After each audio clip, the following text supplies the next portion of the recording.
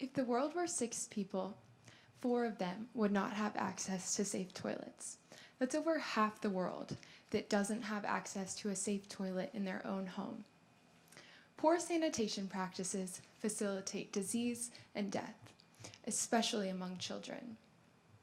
Women that don't have a toilet in their home are left with no choice but to defecate out in the open, which increases their risk of assault.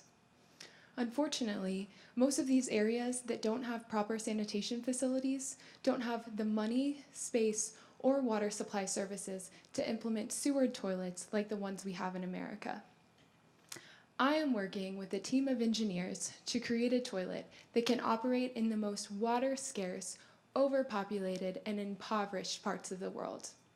The schematic shown on the screen shows how the toilet treats feces and urine. As shown in red, feces are dried, burned, and safely transported off-site. My research focuses primarily on the development of the urine treatment system shown in blue. The separated urine goes through a filter that removes floating solid particles. It then goes through another process to remove smaller pollutants. Finally, harmful bacteria are removed. This treated urine can then be recycled through the system and reused to flush the toilet. The picture shown next to this schematic is the actual urine treatment system. Households can use this urine treatment system, attach it to a simple toilet, and this way they can use the bathroom in their household without a sewage connection or piped-in water. Currently, this system is too expensive for the communities that need it most.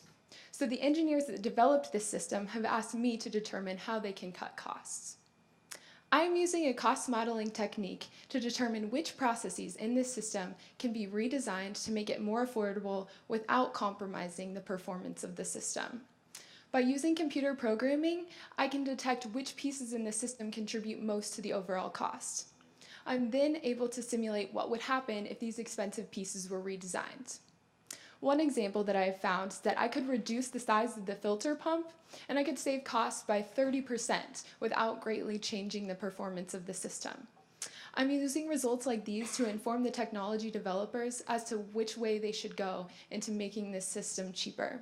Together with my team of developers, we are working to bring safe toilets to the 4.5 billion people who still don't have them.